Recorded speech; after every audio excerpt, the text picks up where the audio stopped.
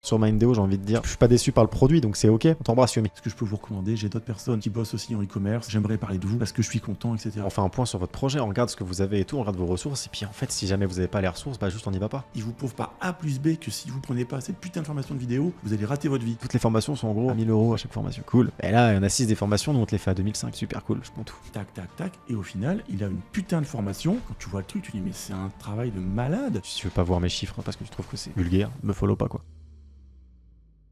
Bonjour, bonjour, bonjour. Bonjour à tous. On met pas le... Un petit peu de musique pour commencer cet épisode et se donner un peu la pêche. Ah, je suis fatigué là, j'en peux plus là. Un peu plus. Ah, j'en peux plus, j'en ai marre de tourner. Là, c'est plus possible. Donc, on va faire un épisode court, intense. Ouais. Comme. Bah, comme peut-être les gens aimeraient qu'on le fasse plus souvent. Plus court et plus intense. Dites-nous en commentaire si vous aimez quand c'est court et intense ou si quand c'est long et passionnant. Ouais. Et plein de... Bon, faut qu'on arrête des allusions sexuelles dans ce podcast. C'est fatigant finalement à force. Ok, alors aujourd'hui on va parler d'un sujet. Je te laisse énoncer. T'as déjà oublié. Bon, alors, le sujet du jour, c'est comment est-ce qu'on trouve nos clients. Et on va traiter que ça aujourd'hui, donc ça va être un épisode plus court que d'habitude. Parce qu'on va juste se poser la question du coup de comment est-ce qu'on trouve nos clients, répondre à cette question, voir quelles sont nos positions par rapport à ça. Et je dirais ce qui est intéressant aussi, c'est on a nos méthodes, on a nos stratégies. Et on a, je pense, aussi une sorte d'éthique aussi par rapport à ça, tu vois, par rapport à la manière dont on les trouve, la manière dont on fait affaire avec eux et dont on les onboard. Ouais. Et vous pouvez aussi peut-être vous en inspirer si vous êtes raccord, on va dire, avec notre façon de faire. Si par exemple vous avez une agence vous-même de service, quel qu'il soit, tu vois, moi je pense que c'est quand même intéressant de votre point de vue. Voilà, je referme la parenthèse. Est-ce que moi je t'ai coupé la parole en plein? Ouais, c'est pas hyper sympa, mais c'était hyper intéressant ce que tu as dit, donc ça va. Effectivement, inspirez-vous des meilleurs, donc de nous. Non, justement, je pense que c'est pour ça que ce sujet est intéressant, parce que bon, on en parlait en off un petit peu, et c'est pour ça qu'on a eu l'idée de ce sujet. C'est que il y a beaucoup de personnes qui vendent du service, qui vendent des accompagnements, qui vendent du coaching aujourd'hui, qui sont sur des stratégies très agressives pour avoir leurs clients. Et on le voit parce que nous-mêmes, on est la cible de certains services. Donc, on a des calls, des fois, des gens veulent nous closer pour nous vendre leurs trucs. Et puis, on le voit parce que du coup, tout simplement, on étudie notre marché. Donc, on voit quelles sont les techniques en vigueur pour aller chercher des nouveaux clients. Et c'est vrai que nous, on n'applique pas beaucoup de ces techniques-là parce qu'on n'est pas super à l'aise avec la vente. Moi, ça me saoule, mais ça me saoule vraiment de vendre un truc.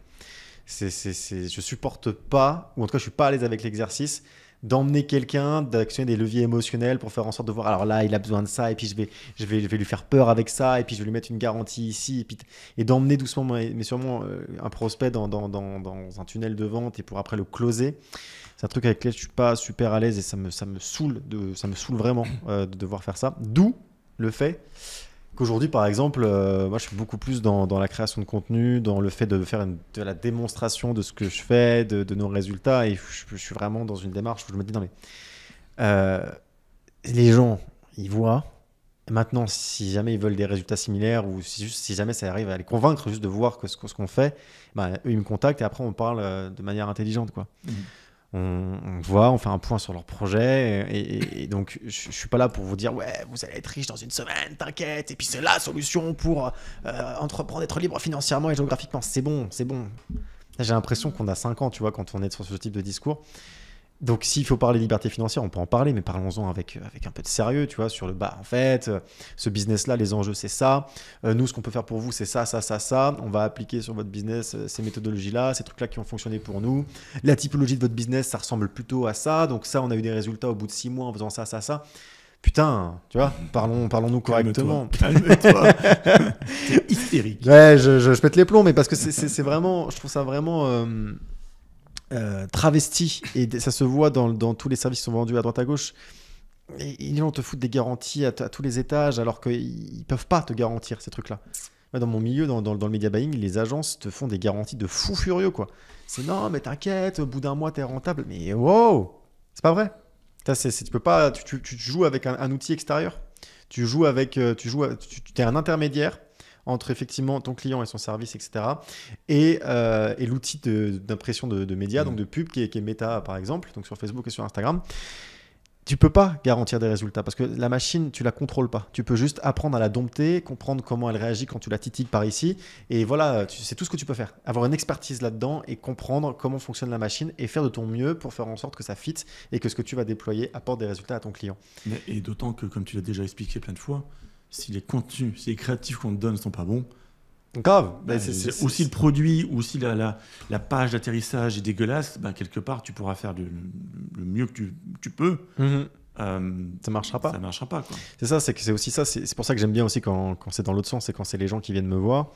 Je dis on fait un point sur votre projet, on regarde ce que vous avez et tout, on regarde vos ressources. Et puis en fait, si jamais vous n'avez pas les ressources, juste on n'y va pas. Le but, c'est pas de vous claquer un onboarding et dire c'est parti, voilà, je vous facture, on lance vos pubs. Par contre, il vous faut des créatifs publicitaires plus performantes que ça, sans ça va pas le faire. Et puis il dit ouais, mais j'ai pas les budgets pour les faire réaliser. Oh, mince. Oups. Sans ça va pas marcher, quoi. Non, le but, c'est voilà, c'est. En fait, j'aime quand les choses sont intelligentes. J'aime quand elles sont faites correctement. Et dans la démarche de vendre, souvent, on quitte ce truc-là. On est dans de l'émotion. On est dans la manipulation. On est dans tous ces trucs-là. Et c'est ce qui fonctionne. C'est factuel. Et pour ça, je ne jette pas la pierre à ceux qui le font. Mais juste, j'ai essayé cette méthode-là et j'arrive pas. J'arrive pas à être à l'aise avec ça. J'arrive pas aussi à sentir du bien-être au travail, on va dire, sur mon business, quand je suis en train d'emmener les gens comme ça, faire en sorte, oui, non mais t'inquiète, ça va marcher et tout. Non, j'aime bien qu'on soit sérieux et qu'on réfléchisse, on brainstorm sur le business de la personne. On dit, vous avez besoin de pub Facebook ? J'en fais, ça tombe bien. Maintenant, on va regarder et je vais essayer de réfléchir, ok, est-ce que je peux vraiment vous aider, quoi ? Est-ce que je vois des trucs à essayer ? Et je trouve ça beaucoup plus sain pour eux, plus sain pour nous. Et donc, de fait, pour répondre un petit peu quand même à la question de base, moi, mes clients, je les cherche en faisant ce qu'on fait là, quoi. Le but, c'est d'être partout, c'est de montrer, comme d'avoir l'occasion de s'exprimer, de parler de nos services et tout. Mais j'aime pas aller les chercher un par un. Toquer à des portes, envoyer des messages sur Insta et tout, ça me saoule. On sait très bien que ça nous saoule. Enfin, moi, personnellement, le premier, dès que je reçois des messages LinkedIn, quelqu'un qui me demande en contact, que j'accepte et automatiquement, tac, j'ai directement dans le message un message automatique avec alors plus ou moins personnalisé, hein, mais enfin bon, déjà ça me saoule. Je réponds pas, je peux plus répondre. Avant je répondais, hein, tu vois, je dis oui, mais ceci, oui, mais cela, ou alors ça m'intéresse pas. Non, après tu rentres dans le truc, ah oui, mais pourquoi ? Et c'est quoi les arguments que tu as ? Parce que tu sais, nous, ceci. Non. C'est sur la page Calendly en fait d'Incubox, donc les gens qui veulent prendre un appel pour justement faire le point sur leur projet, un appel découverte. Il est bien noté, donc alors vous allez prendre un appel, etc. Merci, nanana. Pas de closer ici. On n'a pas de closer chez nous, parce qu'en fait, le service qu'on rend chez Incubox, donc dans la logistique, le sourcing de produits, l'achat, etc., le but pour nous, c'est de partir c'est de délivrer un service long terme. C'est qu'on soit gagnant, nous aussi, sur le long terme. En général, dans notre métier, on n'est pas très rentable dans les premières semaines, les premiers mois, parce qu'on passe beaucoup de temps. On peut faire des sourcings des fois qui n'aboutissent pas, parce que pour X raisons, le client se barre. Tu vois, ou alors finalement, les prix sont trop chers. Il n'avait pas compris que la livraison, c'était... il y a toujours tout un tas de raisons. Donc on travaille souvent pour rien au début, en général. C'est seulement une fois qu'on a passé la première étape, le sourcing est validé, on va donc commander des produits, alors personnalisés ou pas, et après, à partir du premier stock, deuxième stock, oui, là, ça commence à devenir rentable et intéressant. C'est notre objectif. Mais clairement, on ne va pas prendre des gens si on sait d'entrée de jeu qui n'ont pas de budget. Oui. Je demande d'ailleurs dans les questions sur Calendly, il y a un petit questionnaire et on demande quel est votre budget, quel est le budget que vous pouvez attribuer en fait à ce projet. Et on voit très bien entre le projet qui est expliqué au-dessus par le client, le prospect, et le budget, moins de 1 000 euros. Mais par contre, on utilise aussi en fait cet appel pour conseiller la personne, tu vois, de dire pour l'instant, votre budget n'est pas raccord, ou votre projet n'est pas réalisable en l'état, ou alors il y a trop de concurrence, on vous conseille de ne pas traiter le problème de cette manière-là, etc. Et donc, on essaie vraiment de conseiller les gens, parce que c'est aussi pour nous, c'est-à-dire qu'on ne peut pas faire rentrer des gens, on ne vend pas des formations vidéo, et c'est vraiment ça qui fait toute la différence. Un vendeur de formation vidéo se fout totalement, une fois que la formation, vous êtes rentré dans un tunnel de vente, vous êtes séduit par les arguments, vous dites, il ne vous prouve pas A plus B que si vous ne prenez pas cette putain de formation de vidéo, vous allez rater votre vie. Et vous allez passer à côté du million dans 6 mois, etc. Alors, vous la prenez, cette formation. Mais une fois qu'elle est vendue, le mec, il ne sait même pas qui vous êtes, d'ailleurs. Vous êtes juste un nom sur un relevé de compte, c'est tout. Tu vois, un relevé de transaction. Ah tiens, 1290 €, il a pris la formation. Très bien. Et pourtant, c'est pas de l'escroquerie. Attention, je suis pas en train de traiter les gens qui font ça d'escrocs. Et ces gens-là, en général, tu as le tunnel de vente. Il y a aussi parfois, tu peux pas acheter, il y a un tunnel de vente. Je sais que c'est le cas pour Yomi, par exemple, et tout son écosystème. Tu peux pas acheter la formation, en fait. Il faut passer par un appel.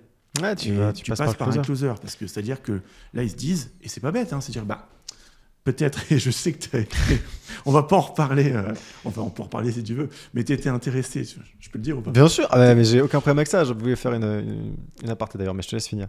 Je te laisserai en parler tout à l'heure, mais enfin parfois, donc, ils se disent, donc ces marketeurs, on va dire, ces infopreneurs, ils se disent, plutôt que les gens achètent une formation, peut-être que si on les pousse à prendre un appel et tomber sur un closer qui fait bien son taf, ils prendront non seulement une formation, mais peut-être ils en prendront 2, et avec des bonbons upsell et des machins et les trucs, et finalement, ils partiront avec 3 fois plus, enfin, un panier, on va dire 3 fois plus élevé que ce qu'ils pensaient prendre au départ.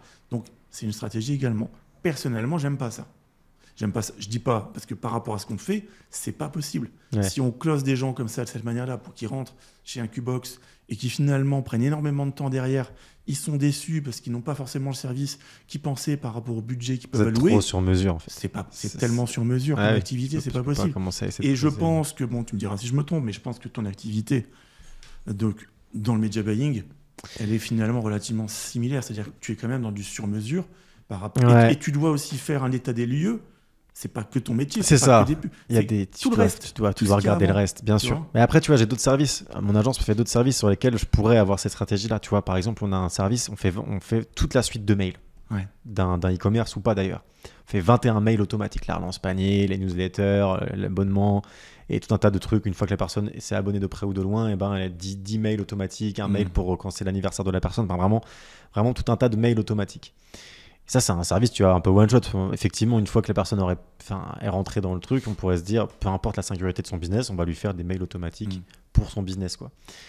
Mais même ça, tu vois, juste ça c'est être dans cette procédure, dans ce process où du coup tu vas essayer de closer tout. Moi, ça me fait chier qu'on se soit habitué à ça. Genre quand effectivement on avait un besoin, c'est une formation du coup immobilière. On était en train de s'intéresser à l'immobilier. Nous, on est totalement l'esprit ouvert par rapport aux formations en ligne, vu que nous, ça nous a apporté beaucoup. On est OK avec ça. Moi aussi, c'est pas le principe. C'est hyper OK pour nous d'acheter des formations. Donc du coup, on a un besoin en compétences. Notre premier réflexe, c'est ça. C'est se dire, du coup, il faut qu'on trouve une formation en ligne. Donc on sait déjà qu'on a un besoin, on veut une réponse. Et effectivement, comme tu l'as dit, chez Yomi, chez Mindeo, tu es obligé de rentrer dans l'entonnoir en passant par un closer. Et rien que ça, effectivement, dans la démarche, je respecte et ça fonctionne, donc bonne stratégie. C'est discutable quand même. Mais bon, après, ça fonctionne. C'est agressif et ça fonctionne. Enfin, c'est ce qui fonctionne. Et je le vois, vu que nous, je pense que si on mettait en place des procédés comme ça, on vendrait sans doute plus. Donc, mais il y a ce truc où je suis putain, du coup, il faut que je passe par un closer. Et même avant, j'en parlais avec Félix, je fais bon, là, je dis à Félix, là, je vais passer entre les mains d'un closer. Si jamais je suis plus lucide après, réveille-moi, tu vois. c'est un peu genre mode, je sais que là, il y a un gars dont c'est le métier de réussir à m'emmener là où il veut m'emmener. Et comment ça n'a pas loupé. Et ça n'a pas loupé, c'est que même en étant averti, même en sachant, du coup, j'ai pas acheté que la formation immobilière, j'ai acheté tout le pack Mindeo. J'ai acheté toutes les formations parce que c'est ce truc. En fait, peut-être que je vais les utiliser aussi les autres et que je me dirais j'ai eu un retour sur investissement. Ce qui est sûr, c'est qu'ils ont répondu plus qu'à mon besoin initial. Moi, je voulais répondre à mon besoin et être sur le bon tempo, etc. Et si j'ai un autre besoin, j'aurais acheté un autre produit. Mais ils m'ont dit non, mais là, du coup, toutes les formations sont en gros, on va dire à 1 000 € à chaque formation. Cool. Et là, il y en a 6 des formations, nous on te les fait à 2005. Super cool, je prends tout. Il m'a emmené, on a parlé business, on a parlé du coup, je sais pas, de mon écosystème. Je lui ai dit que je voulais acheter ça avec une boîte. Du coup, il me dit, mais attendez, si tu achètes ça avec une boîte, ça veut dire que tu recrutes. Oui, c'est vrai que je recrute, mais du coup, tu as des démarches de prospection. Oui, c'est vrai. Mais du coup, il te faut peut-être tu auras besoin de la formation de closing. Je fais putain, Closer Pro, ouais, c'est vrai, peut-être que j'en aurais besoin. Puis après, enfin bref, il me parle de tout ça. Et puis après, je réalise qu'effectivement, il commence à me parler des outils IA qu'on utilise. Oui, on utilise déjà des outils IA dans notre boîte, ouais. Et du coup, vous pourriez aller plus vite si on vous donne un outil, une formation sur les IA. Et que ce soit toi ou ton équipe, vu que tu as une équipe. Putain, c'est vrai. Le mec était très intelligent. Du coup, il t'amenait vraiment, il te baladait et il t'amenait là où il voulait t'amener. Moi, j'étais là en mode, il a tellement raison. Mais il a raison. C'est juste que, enfin, j'ai dépensé plus que ce que mon besoin. Du coup, j'ai toutes les formations Mindeo, c'est trop cool. Et donc, quand j'en aurai besoin, tant mieux. Putain, tu y as accès tout le temps. Et donc, voilà, c'est pas un problème. Mais c'est ce truc tu passes toujours. Maintenant, il y a toujours l'intermédiaire du closer. Et c'est vrai que la vente, c'est devenu ça. Et encore sur Mindeo, j'ai envie de dire, honnêtement, je suis pas déçu, moi, tu vois, comme on est en train de lui faire de la pub de fou. On t'embrasse, Yomi. Mais je suis pas déçu par le produit, donc c'est OK. Mais maintenant, peu importe le produit qui est en face, tout le monde passe par des closers. Et putain, mais ça laisse place à tellement de dérives, des gens qui. Juste, il y a des closers de qualité pour des services de merde, quoi. C'est-à-dire que t'as des mecs qui te mettent un paquet sur le closing, t'attends, mais c'est génial. Et puis derrière, t'as le service, t'as que dalle. Et parce que t'as des gens maintenant, enfin ça a toujours été le cas, ceux qui savent vendre et qui peuvent vendre même des produits de merde, sauf que du coup là, ça s'est démocratisé, maintenant c'est normal de passer entre les mains d'un closer à chaque fois que tu veux acheter un produit. Et sauf que du coup, même les produits de merde se mettent à closer et du coup, ils mettent le paquet sur le closer, quoi. Et bref, moi je suis pas à l'aise avec ça, ça me saoule. J'en ai déjà essayé un petit peu, puis après il y a une déformation entre les attentes de la personne et ce qu'elle trouve vraiment, et la négativité que ça peut créer ou la déception que ça peut créer. Moi, c'est pas OK pour moi. Un closer, en plus, si tu recrutes, il faut le faire correctement, quoi. Sinon, il peut survendre ton produit ou justement pas avoir la nuance. Et vu que lui, il va être payé à la commission, du coup, il va pousser la vente. Là où si moi, je m'occupe de tous mes calls pour dire, voilà ce que nous on fait. Bon, des fois, je vois que la vente, ça sert à rien de la. Tu vois, je suis non, en fait, vous n'avez pas les ressources, vous n'avez pas les bonnes créas. Votre business se prête pas à la pub sur Facebook, donc non, on a fait le point, c'est cool, maintenant vous savez, gratuitement, du coup on a fait ce call découverte, vous êtes OK, moi je vous dis, la pub Facebook c'est pas pour vous, pas pour votre business, pas avec là où vous en êtes, et puis je trouve ça plus sain, quoi. Plus sain que quelqu'un qui va dire, on s'en fout, lui, moi je paye à la com, il a un site, il a des produits, on va faire de la pub Facebook, tu vois, et puis après il me l'envoie, et puis après moi je dois me démerder avec ça. Je sais pas. Je t'avais déjà expliqué l'histoire que j'avais eue avec un closer. Un closer qui travaillait pour nous. J'ai expliqué. Oui, mais redis-moi. Redis-moi pour l'audience. C'est justement aussi ce qui nous a convaincus en fait chez Incubox de dire non, on peut pas travailler avec des closers parce que voilà, on est sur un service qui est trop sur mesure, où chaque client en fait a des thématiques de produits très différentes, c'est des marchés, etc., qui sont pas les mêmes, des problématiques aussi de poids, de volume, donc de coûts, shipping, de délai, tu vois, qui sont pas les mêmes, etc. Donc c'est vraiment trop sur mesure, comme tu l'as dit tout à l'heure. Mais donc il y a quelques années, c'était 3 ans maintenant, on était prospecté en fait par quelqu'un que j'aime bien en soi, j'ai pas de souci avec lui, mais prospecté justement par un mec qui nous a dit mais pourquoi vous passez pas pour des closers. À l'époque on vendait, d'ailleurs on vend toujours aujourd'hui, une solution d'accompagnement, c'est-à-dire vous partez de zéro, ou alors si vous êtes déjà dans le milieu, pas de souci, mais on va vous aider à vraiment sourcer mieux vos produits, mettre aux normes, etc., et puis surtout personnaliser vos produits, etc., etc. À l'époque il n'y avait pas encore la partie qu'on a rajoutée en travaillant avec toi et le reste de l'équipe, c'est-à-dire la création du site, Mediabase, etc. C'était vraiment parler produit. Ouais, bien sûr. Formation qu'on vendait, je sais plus, 2900 €, c'était pas très très cher, on va dire, mais il y avait beaucoup de taf quand même derrière. C'était vraiment un sourcing VIP, tu vois. On faisait venir des échantillons de beaucoup d'usines, on faisait des tests, on envoyait le produit, donc personnalisé, on faisait des échantillons, j'ai dit 2 fois le mot échantillon. Ce que je veux dire, c'est qu'on faisait des échantillons s'il y avait un produit personnalisé qu'on renvoyait par FedEx ou UPS, si tu veux, chez le client, pour valider. Enfin, il y avait tout un gros boulot là-dessus. Et donc, le closer, en fait, donc, j'avais un petit peu expliqué comment ça se passait, l'accompagnement, pour qu'il ait vraiment... Ouais, t'inquiète, c'est bon, j'ai compris. Non, c'est bon, j'ai compris. La première personne qui nous envoie, il me dit non, c'est bon, le mec, il a payé et tout, 2900, il est super intéressé, etc. Ils vendent des aspirateurs. Ah ouais, c'est cool. Putain, ça a été vite. Franchement, c'était très rapide, tu vois. Et oui, c'est génial, etc. Donc, on a le mec au téléphone. Et le mec, il dit ouais, alors voilà, moi je travaille donc avec des aspirateurs. Je travaille déjà avec la marque Xiaomi, mais apparemment, d'après ce qu'on m'a dit, vous allez pouvoir trouver des prix beaucoup moins chers. Beaucoup moins chers que l'usine en direct. Le mec était en direct avec l'usine en Chine. Alors il nous donne un petit peu les tarifs, tout ça. Donc on dit écoute, on va voir un peu ce qu'on peut faire, tout ça. Mais je commençais à me dire, ça pue un peu cette histoire quand même. Ouais. Donc résultat, on fait un sourcing, etc. On essaie de trouver d'autres usines sur des aspirateurs vraiment identiques, si tu veux, et totalement similaires comme modèle. Évidemment, on n'arrivait pas à avoir des prix moins chers. Et là, le mec était furieux, tu vois. Il dit ouais, le gars que j'ai eu au téléphone, donc le closer, m'a dit que vous auriez des prix 2 fois moins chers que ce que je paye. le mec, il a dit n'importe quoi, en fait. Tu vois. Et justement, j'ai dit, mais non, mais ça va nous amener des gros problèmes, cette histoire. Parce qu'en fait, si à chaque fois, le mec, il veut vendre l'accompagnement pour toucher sa com, simplement en disant n'importe quoi, parce qu'il s'y connaît pas. Et quelque part...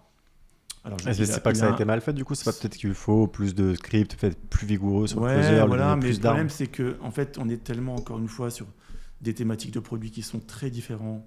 C'est un métier qui est complexe, en plus, le vôtre. En vrai, voilà. c'est pas si évident que ça. On peut même pas répondre à une question comme ça. Est-ce que vous pourrez avoir des meilleurs prix ? Ça s'étudie. C'est-à-dire que si vous ne pouvez pas répondre à la question dans l'immédiat parce que vous devez investiguer, jamais d'avis un closer pourra répondre à la question. Exactement. Donc, c'est pas pour nous, si tu veux. C'est pour ça que je précise sur Calendly, il n'y a pas de closer chez nous.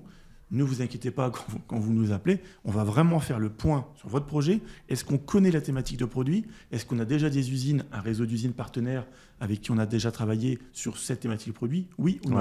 Si ce n'est pas le cas, il faut qu'on étudie le dossier. Bien sûr. Si on étudie le dossier, on a besoin de quelques jours, approcher les usines, les contacter, de quoi on parle.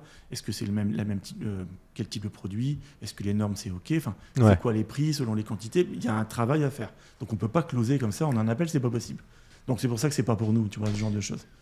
Du coup, vous faites quoi ? Du coup, on fait quoi, tu veux pour trouver les clients, du coup, si on vient enfin à la question, finalement, du début. Après avoir râlé, j'en ai marre. On en a marre de tous ces closers. Non, comment on fait ? C'est simple. On fait un peu de Google Ads, c'est-à-dire que, effectivement, sur des mots-clés assez précis, tout ce qui touche à l'import-export, fournisseur e-commerce, etc., sourcing, on est sur Google, donc on nous trouve en général dans les premiers résultats. On a fait un travail de référencement aussi assez fastidieux, mais long et qui porte aussi ses fruits. Donc, on est en général dans les premiers résultats de recherche un peu partout quand on cherche à faire du sourcing de produits en Chine ou en Asie. Et donc, on nous contacte déjà beaucoup comme ça, un petit peu sur les réseaux sociaux également, puisque je suis présent à droite à gauche. J'ai encore certaines interventions que j'ai pu faire sur des vidéos YouTube d'autres personnes, des fois des vidéos qui datent de 3 ans, et on nous contacte encore aujourd'hui en disant « Ouais, j'ai vu la vidéo avec Nat Debac il y a 3 ans. » Je me m'étonnais, j'ai dit « Waouh, des vieilles vidéos comme ça qui nous amènent encore des gens, tu vois. » Mais la plupart du temps, mis à part qu'on a eu 2-3 leads avec hors des clous, comme je t'avais expliqué, hein, donc c'est bien pour une chaîne de podcast assez récente qui a quelques vidéos et à peine 200-300 vues pour l'instant, du moins sur vidéo, sur chaque vidéo. Je trouve ça déjà bien d'avoir eu quelques personnes qui nous ont approchés justement en disant « Tiens, je vous ai découvert. J'ai découvert un Qbox, etc. à travers ces vidéos, déjà c'est pas mal. » Mais la plupart du temps, c'est du bouche à oreille. C'est toujours du bouche à oreille, de la recommandation. Ce matin, on a fait un podcast avec Rémi, donc dans un autre épisode, qui est aussi client chez un Qbox et qui me disait d'ailleurs en déjeunant ce midi, tiens, est-ce que je peux te recommander ? Est-ce que je peux vous recommander ? J'ai d'autres personnes qui bossent aussi en e-commerce. J'aimerais parler de vous parce que je suis content, etc. Donc c'est souvent comme ça que ça se passe en général. Et on n'est pas non plus...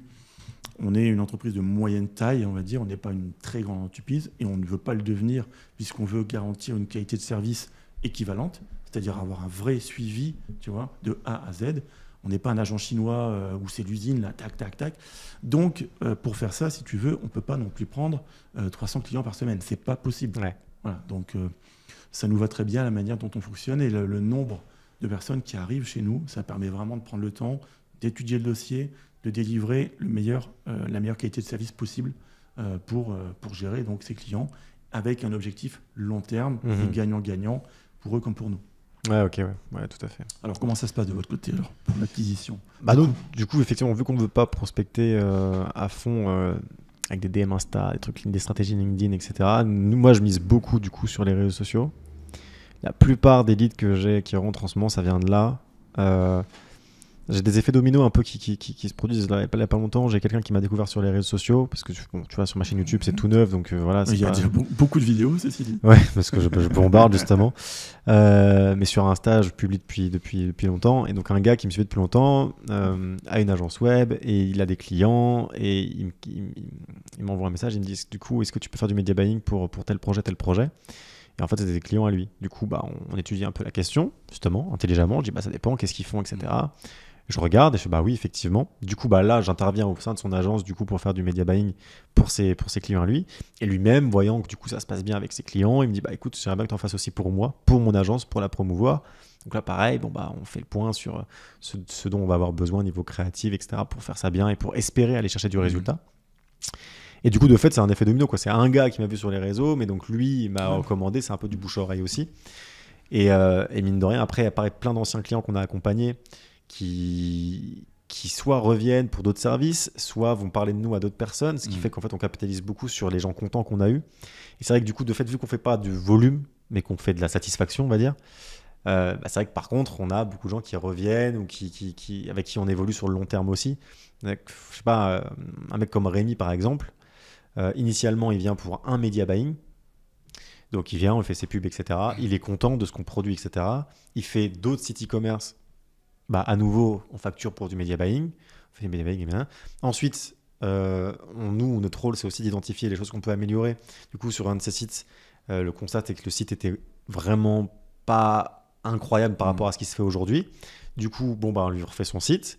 Derrière, pareil, il est content, etc. Et en fait, il y a de la satisfaction. Donc, la personne, tant qu'elle est dans ce business-là et que nous, on peut l'aider, il n'y a pas de raison que ça s'arrête. Derrière, il continue de se développer en e-commerce. Maintenant, il fait des stocks chez vous. Derrière, il y a eu des prestations pour faire ses designs, pour faire flyer, packaging, tout ça chez nous. Et du coup, mis bout à bout, c'est ça notre acquisition principale, c'est faire du bon boulot, quoi. Du bon taf. Et puis, en fait, on taffe avec nos clients comme on taffe sur nos propres projets, vu qu'on est avant tout e-commerçant. À la base, c'est quand même ça notre cœur de métier. Et du coup, ça se passe bien comme ça. Mais de fait, et c'est aussi pour ça qu'on s'était lancé en e-commerce à la base, c'est que vendre du service, c'est pas le truc qui nous fait vibrer le plus. Ce qu'on aime, c'est notre métier. On aime le faire entre nous aussi. On a une équipe d'amis que de proches. Et c'est ça qui compte pour nous, c'est de faire du business ensemble. Et donc, quand on veut faire du service, c'est pour se développer, c'est pour la croissance. Ça nous challenge aussi beaucoup parce qu'on est sur des typologies de business qui sont très différentes des choses que nous, on peut lancer. Donc, on aime bien le faire, mais on veut le faire à notre manière. On ne veut pas que ça devienne un truc hyper chiant où du coup, on a plein de clients, c'est bien, on fait plein de fric, mais par contre, on n'a pas le temps de tout traiter correctement, ou alors on a signé des gens qu'on n'aurait pas dû signer parce qu'en fait, on n'est pas en mesure de les aider correctement. Du coup, pour l'instant, c'est comme ça. Et donc, effectivement, je préfère créer du contenu, parler de ce que j'aime, de ce que je fais.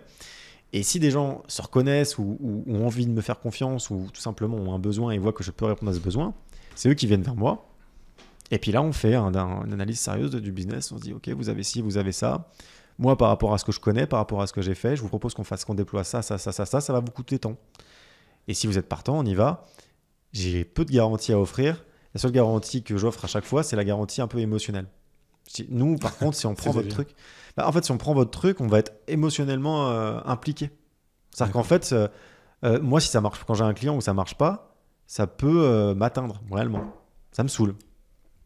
Donc en fait, c'est de l'implication. Si on dit avec un autre terme, on est impliqué là où d'autres agences s'en foutent parce qu'ils font du volume. Moi, quand je signe quelqu'un, je suis pas bien si ça marche pas. De toute façon, tu l'as vu, même il va se reconnaître avec un des clients, avec Patrick, voilà. Et Stéphanie. Typiquement, il y avait eu un faux départ sur un lancement Meta parce que Meta faisait des mises à jour sur son algorithme. Du coup, la réaction des KPI, des CPM, quand j'ai lancé les pubs sur ce projet-là, je comprenais rien. Je comprenais rien, c'était jamais arrivé. Mais bon, j'ai compris que c'était l'algorithme Meta qui était, parce que Facebook, Meta a communiqué dessus sur le fait qu'il faisait des mises à jour d'algorithmes, etc. Et j'ai vu des anomalies sur plein de mes autres comptes, des comptes qui marchaient bien. Parfois des anomalies positives, des fois des anomalies négatives, ça partait un peu en couille. Et là, moi, ça m'a saoulé, quoi. Émotionnellement, ça me saoule. Là, je sais que je connais mon métier, ça, quand je le déploie et tout, ça, c'est pas censé se passer comme ça. Et donc, c'est un peu ça la seule garantie que je peux faire. C'est qu'en fait, si je dis pas dans le vent, on va faire de notre mieux, on fait de notre mieux. Mais de toute façon, tu l'as toujours dit, en général, vous prenez les projets, il y a des projets que tu prends pas. Ouais, des projets que je prends pas. Mais tu prends des projets que tu pourrais faire toi-même. C'est toujours comme ça que tu parce que tu sais que quelque part, tu vas vraiment t'investir, comme tu l'as dit, comme si c'était ton projet à toi. Et je pense que c'est ce qui fait que tu as les meilleurs résultats également. Et que tu peux être honnête quand les choses vont bien et quand il y a des problèmes également. Grave. Mais ça, c'est super important. C'est que surtout quand on fait du media buying, tu analyses les KPI, tu vois un petit peu ce qui se passe et ton rôle, c'est effectivement d'interpréter. Donc, tu communiques avec ton client, tu es censé lire les chiffres et lui dire ce qui se passe et lui dire du coup qu'est-ce qu'il faut améliorer. En fait, quand tu vois les informations remonter, tu es censé pouvoir dire si le problème c'est les pubs ou si le problème c'est le site. Là, je fais simple pour que tout le monde puisse suivre, mais il se passe des choses et du coup, pour améliorer ou pour réparer si tu n'as pas de résultat, il faut que tu comprennes qu'est-ce qu'il faut améliorer. J'ai vu des gens qui avaient des mauvaises pubs qui sont partis en train de refaire leur site, quoi, tu vois. C'est en mode on n'a pas de vente, on refait tout, non mais ça doit être pas comme ça, il faut changer le code couleur, il faut changer. Tes pubs, c'est de la merde. Et c'est ce que disent tes chiffres. Tes chiffres, ils disent que les gens cliquent pas. T'as pas de trafic, tu refais la maison. Enfin, c'est le truc de. T'as pas de porte d'entrée, tu refais la maison. Tu te dis, bah, mais personne visite ma maison. Pas de porte. Là, c'est un peu la même chose. Tu dois comprendre ce qui va pas. Et donc là, en l'occurrence, sur ce projet-là que j'évoque, il y avait juste aucune pub qui performait, quoi. Quand on a des pubs qui vont performer et qu'il n'y a pas de vente, bah déjà, on peut se dire, ah, peut-être que c'est le site le problème. Peut-être qu'il faut voir des éléments sur le site. Et c'est un peu le rôle du média buyer, ouais, de pouvoir investiguer et de remonter tout ça, de communiquer correctement avec le client. Et donc, effectivement, il y a des trucs qu'on ne comprend pas. Si le client, je le sens pas. Parce que vu qu'on va avoir une communication souvent aussi, bah voilà, si le feeling ne passe pas aussi. Ouais, ça, c'est important également. Il y a des gens, tu sais déjà, qui vont être, on va dire, qui vont être super chiants, qui vont être super exigeants, qui veulent pas forcément comprendre non plus en fait tes problématiques, mais qui veulent des résultats. Et voilà, comme tu dis, le feeling humain, c'est très important. Je pense qu'on a passé l'âge aussi, surtout moi d'ailleurs, mais on a passé l'âge aussi de bosser avec des gens qui nous emmerdent. Mais attends, je rebondis sur un truc parce que j'ai oublié de répondre à la question sur pourquoi c'est important d'avoir une bonne communication avec son client. C'est tout simplement parce qu'effectivement, le rôle du média buyer, du coup, c'est d'analyser tous ces chiffres-là, mais c'est aussi du coup de pouvoir dire, en fait, là, on a tout essayé. Vous avez dépensé du budget pour mes services, vous avez dépensé du budget pour la pub Facebook. Et ça y est, j'y arrive pas, tu vois. C'est super chiant, tu vois, ça, quand tu fais des garanties ou quand tu es dans la prospection. Quand tu vas chercher tes clients et que tu leur dis, si, venez, votre projet a besoin de pub Facebook, etc. Quand tu essayes tout, et qu'en fait, par exemple, le problème, j'en sais rien, c'est un problème intrinsèque au business. Une marge. Quelqu'un qui fait pas de marge du tout sur son produit, par exemple, bah, on peut en vendre. Hein. La rentabilité, tu la trouveras pas si non. Et ça dépend aussi des objectifs externes, des gens qui cherchent de la croissance, des gens qui cherchent de la renta. Enfin, c'est des trucs qui sont différents. Mais donc, il faut pouvoir dire des fois, bah, en fait, on a testé ça et en vue des résultats qu'on arrive à obtenir, on a testé d'autres stratégies et maintenant on a fait le tour. On a fait le tour de ce qu'on pouvait essayer. Et donc, je vous le dis, voilà, Meta Ads pour la manière dont est fait votre business, votre produit, son prix, c'est pas bon. Alors bien sûr, après, il y a plein d'entre-deux. Souvent, on dit, bon là, on a testé toutes les stratégies de base, tous les formats de base, on a dépensé déjà beaucoup d'argent, j'ai encore plein d'idées de trucs à tester, mais c'est vrai que là, du coup, c'est quand même mal barré. Est-ce que vous voulez qu'on prenne ce risque? Oui, non. Ils vont me poser des questions du type, mais vous avez déjà du coup essayé cette stratégie que vous évoquez et elle a déjà performé? Je fais, ouais, rarement, tu vois, je peux dire, bah, une fois de temps en temps. Sur un projet, ouais, on a fait, je sais pas, mettons du micro-trottoir sur un projet comme ça avait bien fonctionné alors que tout le reste avait échoué. Bon, est-ce que vous voulez essayer? Sauf que le micro-trottoir, mettons, je l'ai essayé sur 5 projets, il n'y en a qu'un seul où ça a pris. Et après, voilà, c'est guider la personne sur ça et c'est à elle de prendre les décisions aussi business à ce niveau-là. Mais il faut quelqu'un en face, donc j'essaye de l'être, d'être transparent, quoi. Il faut dire les trucs tels qu'ils sont. Et donc, on ne peut pas, dans ce métier-là, je trouve, être transparent et avoir un discours commercial dans le même temps. C'est toujours les qualités aussi qui sont les tiennes et qu'on m'a déjà remontées. Hein. C'est-à-dire la plupart des clients dans mes Incubox avec lesquels on a fait de l'accompagnement et qui ont des campagnes de media buying qui sont orchestrées par ton agence, c'est toujours ce qu'on m'a dit. C'est en fait, Hugo, ce qui est bien, c'est qu'il est totalement honnête et quand les choses ne vont pas, tu t'expliques, tu ne cherches pas à tout prix à dire non mais il faut continuer, etc. en disant tiens, moi j'ai ma com derrière et c'est tout. Non. Ou même à préserver. Enfin, tu vois, c'est un truc que j'ai appris, c'est que au début, quand j'étais jeune média buyer en herbe, j'avais du mal à accepter l'échec ou plutôt quand ça marchait pas, je me disais bah putain c'est ma faute, je dois être mauvais. Maintenant, j'ai plus tout ce rapport-là à mon activité. J'ai exercé sur plein de trucs, sur plein de projets différents, sur les miens, sur ceux de clients, sur du service, sur de la formation, sur du produit cher, sur du canapé, sur tout ce que tu veux. Et maintenant, du coup, je suis confiant en fait sur ma manière de gérer ça. Et donc, quand ça va pas, tu vois, je le prends pas personnellement. Quand je ne performe pas sur un compte, je le prends pas personnellement. J'étudie avec intelligence, sans me jeter des fleurs, le truc. Et je dis bon ok, on va essayer ça. Ok, il se passe ci, il se passe ça. Mais si jamais on essaye tout et que ça prend pas, je dis non, bah écoutez, ça bloque ailleurs, quoi. Ça bloque ailleurs. Encore une fois, votre marge elle est pas bonne. Votre site, il faut avancer sur ça. On peut essayer des trucs, mais je le prends plus personnellement parce que je sais qu'en gros moi sur mes projets j'arrive à performer, sur des clients j'arrive à performer Et j'ai essayé suffisamment de typologies de business différentes pour comprendre qu'est-ce qui fonctionne sur chaque typologie de business. Et si jamais un jour quelqu'un vient me voir avec un business que j'ai jamais fait, je serai transparent encore une fois. Je dirais moi je veux bien, je vais appliquer des stratégies et tout que je connais, mais sachez que là votre business c'est un labo pour moi.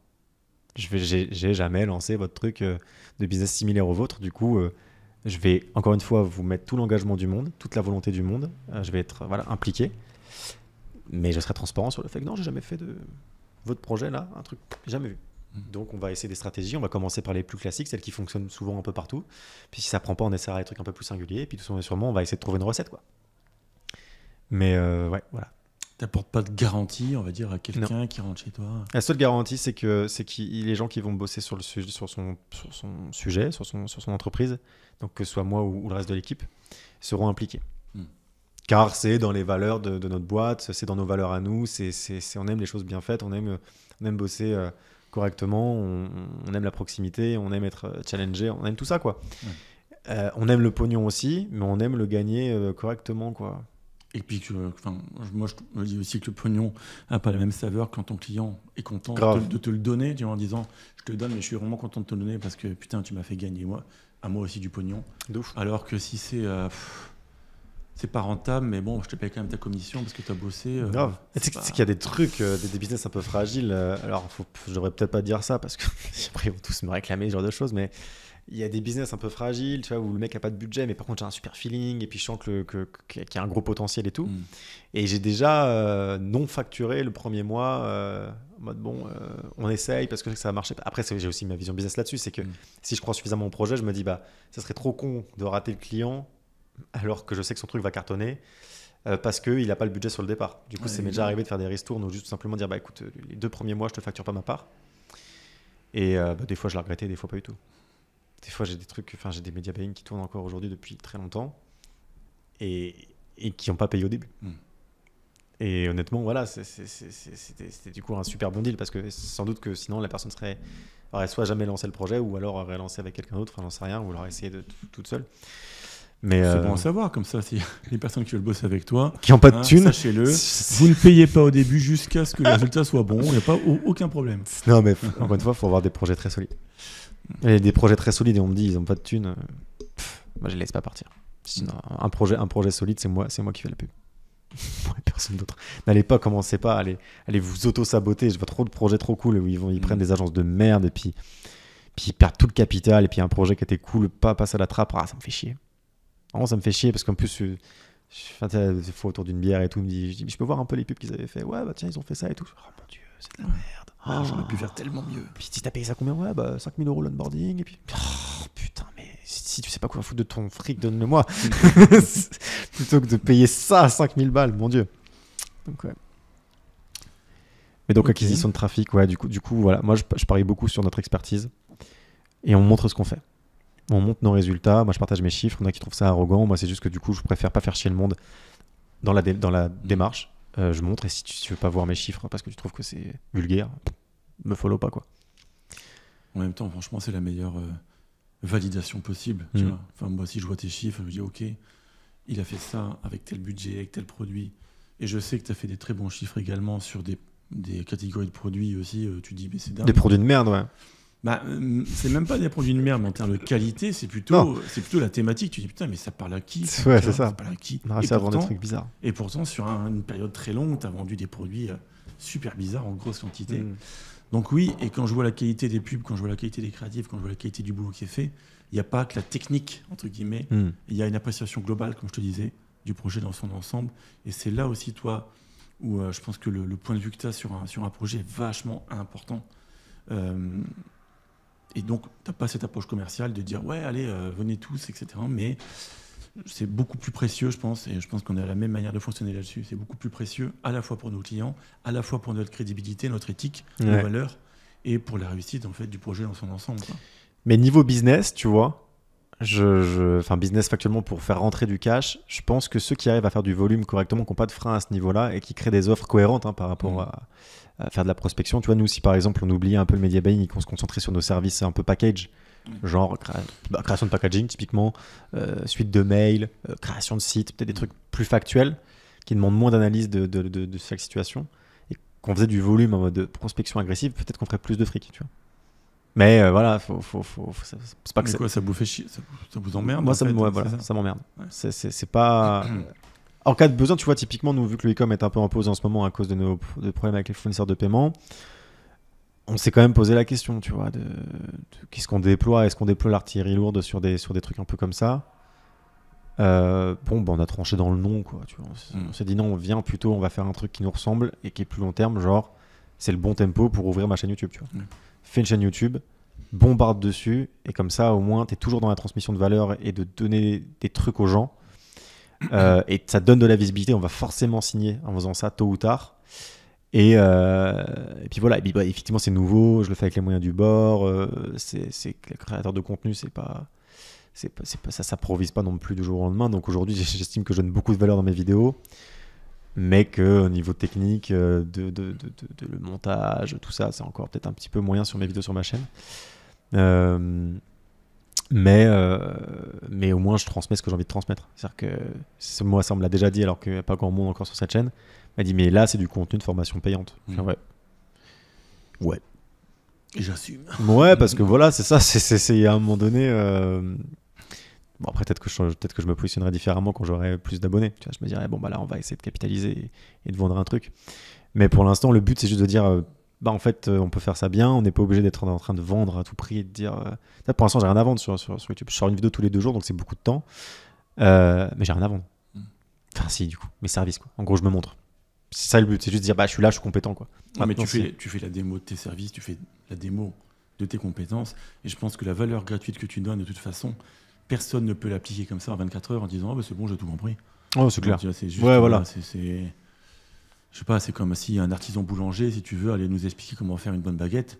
Ouais, mais t'as l'expérience, t'as le savoir-faire, t'as des années d'expérience. Tu peux pas dire alors attends, il a expliqué ça un truc, alors on met la baguette comme ça, on fait 2 traits dessus, au four à 250 et normalement c'est génial, le meilleur pain de Paris. Non, pas du tout. C'est pas comme ça que ça marche, tu vois. Donc je pense que c'est le même principe. C'est clair. Donc au contraire, tu donnes beaucoup de valeur et tu démontres en fait tes compétences. Je te fais de la lèche, je l'ai fait tout à l'heure. Ouais, j'adore, continue. Je sais. Non mais c'est vrai que du coup on s'éloigne un peu du sujet, on est plus sur comment est-ce qu'on traite nos clients plutôt que comment est-ce qu'on les atteint. Mais en fait ça non mais ça va de pair en fait, puisque c'est la manière dont tu vas traiter tes clients qui fait que tu vas les acquérir, comment tu vas choisir en fait dans l'acquisition. Grave. Qui sera tes clients et qui ne le sera pas. Ouais. Tu vois. Donc là-dessus, je pense que comme je te l'ai dit tout à l'heure, on se rejoint pas mal là-dessus. On va pas paraphraser, mais on a la même vision, quoi. Et dans le futur, tu te projettes sur de l'acquisition de clients différente ou pour l'instant ça va rester comme ça Alors, on pense peut-être aussi sur... on pense faire... Alors, tout à l'heure, je râlais un peu sur les vendeurs de formation. Encore une fois, c'est pas le contenu de la formation qui m'embête. Détestez, on vous aime, on achète vos produits. Non, mais c'est clair, mais au contraire, je trouve qu'une formation, honnêtement, ça fait longtemps qu'on voulait en faire, on n'a jamais le temps d'en faire parce qu'on est toujours perdu un peu dans l'opérationnel. Et une formation, c'est beaucoup de taf. Faut l'écrire, faut la réaliser, faut réussir déjà aussi à se dire, mais attends, toutes les compétences, toutes les connaissances qu'on a, tout synthétiser dans une formation et la transmettre, c'est un vrai métier, tu vois. Donc, mais on a toujours cette idée avec Sylvain de créer une formation sur l'import de produits au sens large, parce qu'après tu peux très bien faire du dropshipping, tu peux faire du e-commerce traditionnel, tu peux faire de l'import de produits par container si tu as un commerce physique, tu vois, par exemple, la distribution aussi sur des marketplaces, etc. Donc il y a tout un tas de... Mais on voulait vraiment faire l'import de produits, l'achat et l'import de produits depuis l'Asie. Donc lui faire une formation là-dessus qui durerait peut-être, 10-15 heures de vidéo, tu vois, vraiment on verrait plusieurs modules, toutes les... Voilà. C'est pas mal. Je dirais, c'est pas nouveau, entre guillemets. Non. Tu vois, il y a d'autres personnes qui font ça. Mais nous, comme je le dis souvent, on est au sommet d'une pyramide où on voit beaucoup de choses. On voit énormément de thématiques de produits qui se confrontent un peu parce que nos clients, on voit forcément le résultat. On a notre ERP, donc notre logiciel logistique qui est incorporé en fait sur chaque boutique de nos clients. Donc on voit ce qui se passe, on voit les chiffres, on voit le nombre de produits qui partent, etc. Donc on sait ce qui fonctionne, on sait ce qui ne fonctionne pas. Tu vois, donc c'est très intéressant de voir ça. Donc on a beaucoup de conseils à donner, je pense, dans une formation. C'est un projet toujours pareil qu'on aimerait faire pour cette année, ou du moins la fin d'année. Je pense que ce sera difficile de faire avant. Et donc je pense que si on fait une formation, oui, on fera de l'acquisition du genre vidéo, enfin de l'ADS. Webinaire toutes les 2 semaines, exactement. Comme les autres formateurs. Des webinaires. On fera évidemment de l'ADS vidéo également sur YouTube, sur Insta, etc. quoi. Tu m'appelles s'il y a des modules où ça peut être intéressant. Enfin, je prends ma com, bien sûr. On perd pas le nord, mais... Évidemment. Non, mais il y aura sans doute des invités, effectivement, dans cette formation.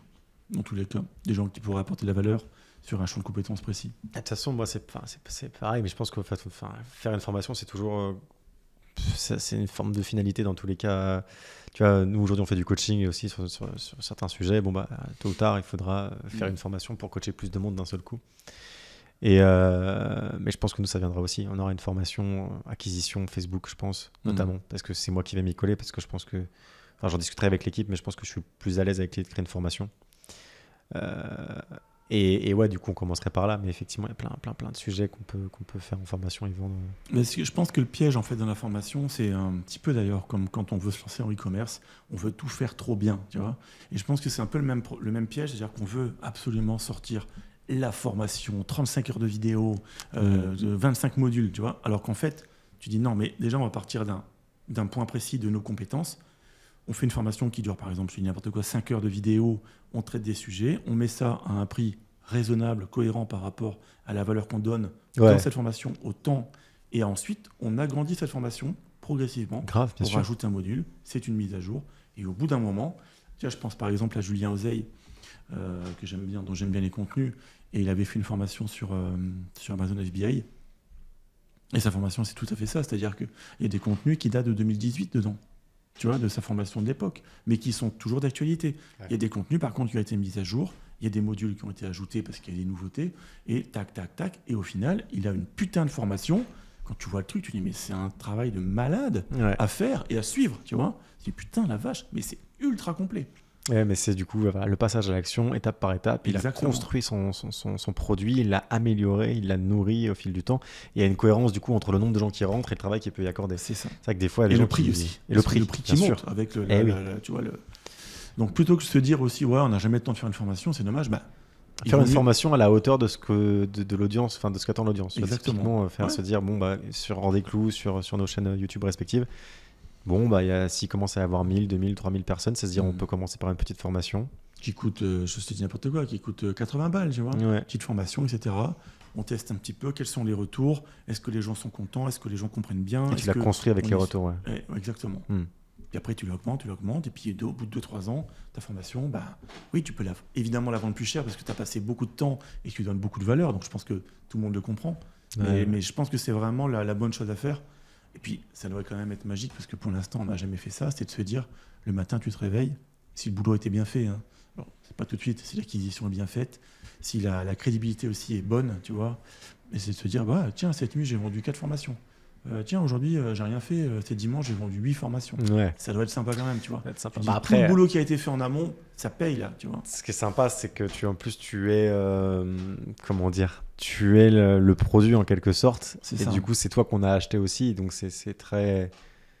Il y a un côté un peu valorisant, égo-trip dans ça. Parce que j'ai envie de dire, ça, déjà, dans nos business, on l'a déjà. Tu vois, des rentrées d'argent quand on dort. Bien sûr. Je me réveille, j'ai une notification sur Shopify. Là, j'en ai quelques-unes après l'épisode. J'ai regardé. Sur les boutiques, on les a déjà. Je suis d'accord. Mais effectivement, le truc où c'est déjà du high ticket. Le high ticket, c'est toujours un truc plus puissant. Je le pourrais avoir vu avec certains clients qui vendent des produits à plus de 1000 €. Les notifications n'ont pas la même saveur. Hop là, et puis, tu n'as rien à faire derrière. Tu n'as pas à dire, c'est vrai qu'en e-commerce, d'accord, tu as fait des ventes, mais tu as une responsabilité. Tu as des SAV. Tu as possiblement une personne qui n'est pas contente. Une formation, en général. Ça peut arriver, des gens qui demandent un remboursement, tu vois, ça peut arriver. Mais en général, si vraiment ton prix est cohérent avec le contenu, la personne y trouvera ce qu'elle a envie d'y trouver. Maintenant, si elle ne met pas en application, c'est son problème, quelque part. C'est vrai que tu es sur un produit fini, livré dès que la personne a cliqué sur acheter. Par contre, là aussi, tu vois, par exemple, j'ai horreur de ça. Alors, tout à l'heure, on parlait des closers, etc. Bon, je ne suis pas très fan, évidemment, du closing. En plus, on nous en fait bouffer à toutes les sauces du closing. Ça commence vraiment à me saouler, même le mot, tu vois, closing, closer, ça me saoule. De la même manière, il y a eu pendant une époque, je ne sais pas si c'est encore le cas aujourd'hui, énormément de gens devant qui vendaient des formations, ils passaient un temps fou, ils dépensaient énormément en ads, etc., en tunnel de vente pour vendre une formation, et en fait, ils n'avaient rien fait. Et c'est seulement, ils se disaient simplement, bon, ça va, là, j'en ai vendu suffisamment, je vais pouvoir m'y mettre. Et en fait, ils t'avaient juste fait 2-3 vidéos, histoire que, quand tu commences avec quand même 2 vidéos d'introduction, en général, on te parle de mindset, parce que ça, c'est facile. Ouais. Hein, tu chopes 2-3 vidéos à droite à gauche, et puis voilà, accrochez-vous. En cas de baisse de morale, dites-vous que vous pouvez y arriver, vous pouvez vous accrocher. Le mindset, c'est important. La visualisation, pensez à noter des post-it sur votre miroir dans la salle de bain. Ouais. Hein, vous allez être millionnaire cette année, marquez-le. Hein. Non, mais tu vois, tout ce genre de choses. Bon, ok, je dis pas que c'est totalement inutile, mais il faisait juste ça. Et en fait, tu commences ta formation, puis tu dis, mais attends, et la suite ? Et en fait, ça arrive. Alors, le premier module sera tourné pour dans 3 mois. Et ouais, ok. Ben ça, c'est pareil, je trouve ça. Il sécurise. Il ne le précise jamais. Et pour moi, c'est limite de l'escroquerie, quoi. C'est-à-dire, on te vend une formation, mais en fait, elle n'est pas produite. Ouais. Je comprends la logique de se dire, mais je ne vais pas me faire chier à faire une formation si je ne la vends pas. Ouais, tu la vends d'abord, puis après tu. Non, bien sûr. Ouais, mais bon, dans ces cas-là, donc tu n'as pas confiance non plus dans tes compétences de formateur si tu considères que c'est trop risqué, tu vois, de faire une formation que je ne vendrai pas. Et voilà, moi j'ai un problème avec ça aussi, tu vois. J'ai déjà eu j'ai déjà eu aussi ce truc-là. Et ouais. Donc voilà. Bon. Écoutez, je pense qu'on a fait un petit peu le tour de la question. On va pas forcément. On a pu faire quelques petits coups de gueule. On a pu expliquer notre point de vue sur la chose, voilà. Mais en tout cas, pour conclure, je dirais, si vous avez vous aussi des services à vendre, on est contacté très souvent par des gens, même à notre niveau, par des gens qui nous proposent des services de montage, de sous-titrage, d'écriture de script. Arrêtez de nous harceler. Première chose, arrêtez de nous harceler. Non, mais il y en a beaucoup. Non, puis il y en a certains qui font ça bien, tu vois, c'est pas la question. Mais simplement, quand vous délivrez un service, assurez-vous que la personne, plutôt que d'essayer de vendre votre soupe, entre guillemets, assurez-vous vraiment que la personne en face ait vraiment besoin de ce service, que ça colle entre vous et qu'il sera satisfait du service que vous allez lui rendre et pas seulement se dire ouais super, je vais refourguer le truc, il m'a fait un virement, c'est top. Il y a des trucs aussi, je sais pas, tu vois, typiquement si vous démarchez pour du montage ou pour de la miniature, vous voyez bien qu'il y a déjà du montage et de la miniature. C'est pas parfait, mais il y a déjà du montage et de la miniature. Donc quand vous démarchez, faites une invitation à voir ce que vous faites. J'ai déjà vu des gens qui juste disent je peux faire tes montages, etc. Partage un portfolio. Ouais, voilà. Au moins, tu vas surtout sur un truc de prospection. Au bout d'un moment, surtout pour un truc aussi concret, je veux juste voir ce que tu fais, quoi. Enfin, en fait, de la démonstration. Moi, c'est vrai que si je devais démarcher ça que je ferais, j'enverrais des captures d'écran de business manager avec des ROI élevés, quoi. Voilà, ça c'est ce que j'ai eu. Alors, pas en décembre, pas en novembre, parce que c'est de la triche. Voilà, un truc, voilà ce que j'ai en mars. Bam, et ROI de 6, bim, et puis comme ça, c'est bouclé, quoi. Enfin, c'est vraiment. Je vois des mails, des trucs de prospection qui vendent un service. Dans le mail, il y a tout sauf le service. C'est de la promesse, c'est de la garantie. Mais tu fais quoi ? Montre-moi. T'es juste en train de me dire tu vas être riche. C'est insupportable. Il y en a beaucoup là-dedans maintenant. Il y en a plein comme ça. Tout le temps comme ça. On te vend le rêve, on te vend plus. Putain, les gens sont plus tout factuels, quoi. Et puis alors le pire, puis on finira là-dessus, c'est les gens qui t'approchent, qui te font un message copier-coller, où en fait, tu sais, du genre je vois que tu t'intéresses à l'entrepreneuriat. Mais pauvre con, putain, ça fait 15 ans que je suis entrepreneur. De quoi tu parles ? C'est pire que tout. Renseigne-toi un minimum. Moi, le démarchage comme ça, automatique, je supporte pas, quoi. Ouais, ouais, voilà, en fait, il n'y a aucune personnalisation. Effectivement, quitte à faire de la prospection comme ça, il faut au moins personnaliser. Non, mais bon, j'imagine qu'ils disent, sur le lot, il y a bien 2-3 pigeons qui le font, c'est que ça marche. Voilà, c'est que ça marche. Mais moi, je sais que personnellement, ça m'irrite beaucoup de recevoir ce genre de message et ça arrive souvent. Ouais, des fois, je réponds second degré. Je dis, ouais, c'est vrai que je me suis lancé dans l'entrepreneuriat là, hier, là, j'ai déjà perdu 5 000 €, je sais pas ce que je vais faire, etc. dans un jeu de rôle. Moi, je répondais aussi parfois des choses un peu humoristiques aussi. Bon, je le fais plus, hein, ça me saoule trop, je réponds même plus. Si je dis j'ai pas le budget, j'ai que 200 € de budget, c'est combien ta formation ? Bon, on s'amuse comme on peut, quoi. Exactement. Ça marche, écoutez, on se donne rendez-vous en tout cas au prochain épisode. Je te fais la bise, Hugo. À très vite tout le monde, et abonnez-vous. Et mettez un like si ce type de contenu vous plaît, évidemment, si notre chaîne vous intéresse. Et n'hésitez pas à la partager, à poser vos questions aussi en commentaire. Bye bye tout le monde. Bye bye tout le monde. Ciao.